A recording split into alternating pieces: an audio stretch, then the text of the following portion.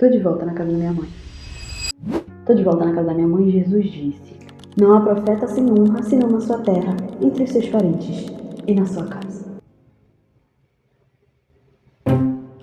Mas hoje eu queria falar sobre escolha, movimento e desconforto. A escolha de voltar na casa da minha mãe não foi exatamente uma escolha minha. Foi uma coisa que eu senti muito forte no meu coração e aí eu entendi que não era simplesmente da minha vontade.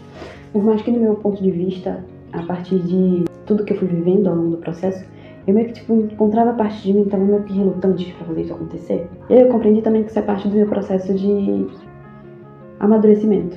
Da última vez que eu saí daqui, eu não sei exatamente porque eu escolhi fazer isso. Mas sim, porque foi a única maneira que eu vi de fugir daquilo que eu não estava conseguindo lidar. Eu volto aqui com a certeza de entender que isso é só uma parte, uma fase dentro do meu caminho. E que esse caminho ele é muito maior do que eu consigo conceber. Então, não faz sentido eu duvidar, eu questionar a vontade do meu coração, mesmo que eu não compreenda aquilo de uma maneira muito racional. Sabe? Mas enfim. E aí, isso sempre requer um tipo de movimento. 3 anos atrás, quando eu saí de Recife, eu não tinha consciência, eu não tinha nem ideia de como que ia ser engrandecedor tudo que eu ia ver. Eu não tinha a menor ideia de como que eu ia me transformar ao longo desse processo. Eu não fazia a menor ideia do movimento necessário. Eu não sabia o que eu estava fazendo. Basicamente era isso. Eu só fui. Fechei meus olhos e dei um pulo no escuro. Hoje, depois desse tempo todo, eu aprendi muita coisa sobre movimento, sobre a escolha e sobre o desconforto. E sobre como tudo isso está conectado com a fé, a esperança e o amor. Porque se você tem fé para dar o primeiro passo, mesmo que você não saiba exatamente para onde que você está caminhando, que você não tenha clara ideia de qual que é o teu caminho, isso fala muito sobre como você está conectado com o teu coração, sabe? E se você tem esperança, mesmo diante do desconforto, de que tudo aquilo, é parte do processo que você tem para viver, cara, você consegue atravessar qualquer coisa. Especialmente se você estiver firmado no amor que vai fazer com que você escolha sempre atravessar esses processos. Seja um amor próprio, seja o amor que você sente pela vida, por Deus, pelos teus familiares, mas aquilo que faz com que você perceba que aquela transformação ela é necessária pro teu caminho, para que você consiga chegar num lugar que vai preencher teu coração de graça. E toda vez que eu faço isso, eu passo por uma viagem que geralmente ela é bem desconfortável. Então, quando eu saí de Recife 3 anos atrás, eu tive que passar 3 dias de viagem, nas quais eu passei por ônibus quebrado, fiquei os 3 dias sem voz. O ônibus atrasou, o ônibus quebrou, teve que trocar de ônibus, tava chovendo pra caramba, tive que trocar no meio da chuva. E aí, anteontem, pra viajar, também foi a mesma coisa. Então, eu enfrentei, quase que eu não consegui embarcar, e aí depois eu descobri que o ônibus estava atrasado. E aí, o eixo da roda do ônibus quebrou no meio do caminho. No meio do caminho não, no começo do caminho. E aí, uma viagem que devia ter sido das 8 da noite até as 10 da manhã acabou se tornando um processo que começou às 5 da tarde e finalizou às 2 da tarde do outro dia. E isso, dessa vez eu tava com as gatinhas, eu tava viajando com 2 gatas.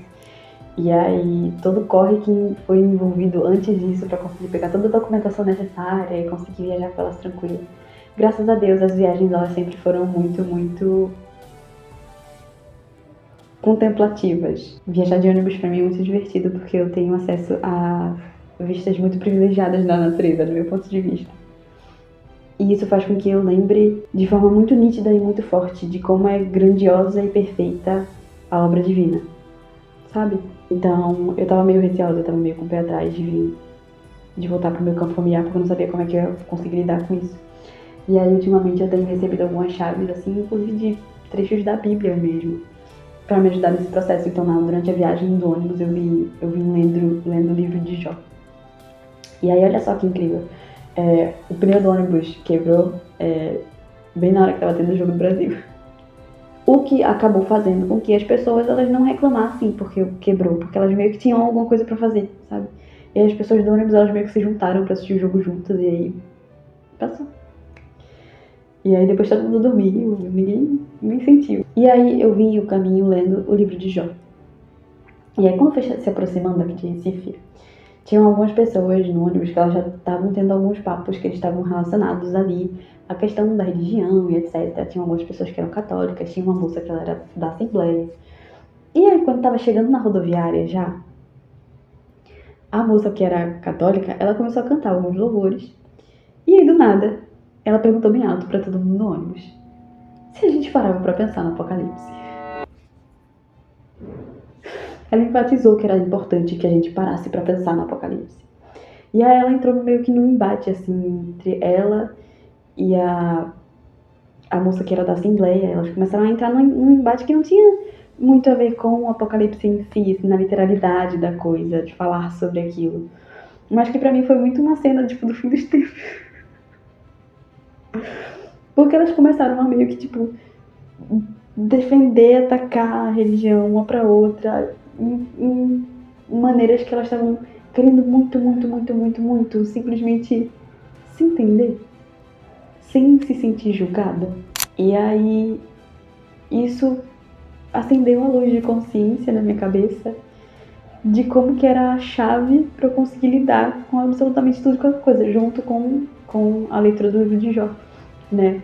Então, no livro de Jó eu aprendo como lidar com a reclamação. É um baita manual de como lidar com a reclamação. Nossa, muito bom.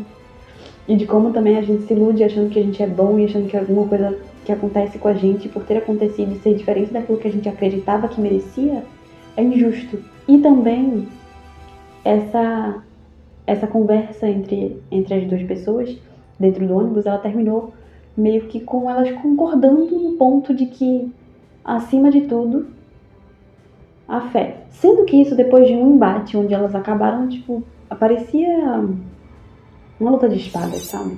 Uma luta mesmo. Então, depois de uma batalha, elas chegaram no ponto de que o mais importante de tudo era a fé. De uma forma um pouco debochada, ainda assim querendo falar, tipo, antes de tudo, a minha fé. E aí isso me lembrou algo que eu tinha recebido como uma mensagem também alguns dias antes, uns dias atrás, que foi 1 Coríntios capítulo 13.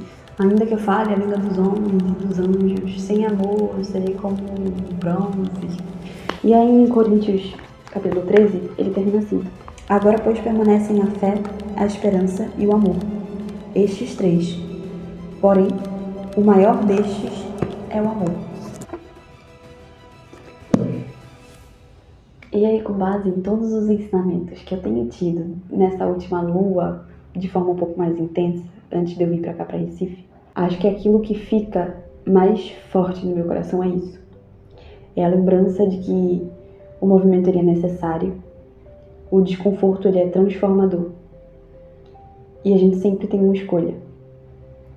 E se a gente manter firme no nosso coração a fé, a esperança e, acima de tudo, o amor, a gente consegue atravessar qualquer viagem maluca.